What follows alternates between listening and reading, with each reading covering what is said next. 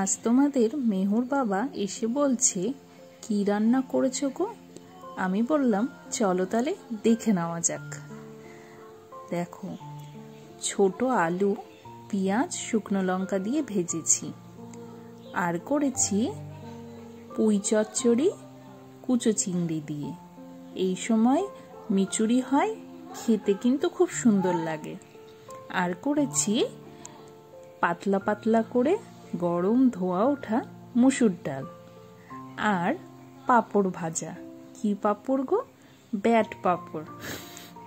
আর সঙ্গে সাদা ভাতও রয়েছে, কিন্তু সেটা আর দেখালাম না। কি বা দেখাবো ওটা?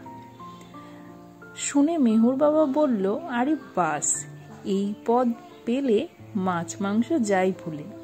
তোমাদের কাদের এরকম কম্বিনেশন ভালো লাগে বলো তো? কমেন্টে জানাতে ভুলবে না কিন্তু। আর চলো তোমাদের মেহুস কীর্তি দেখো।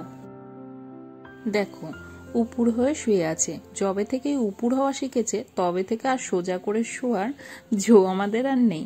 যখনই সোজা করে শোয়াবো তখনই উপুর হয়ে যাবে। যাই হোক, দেখো সোজা করে বসিয়ে দিয়েছি। এবার দেখো ম্যাডামের হাসি কত, মানে দুষ্টুমির শেষ নেই ওর কাছে। কি আর করা যাবে?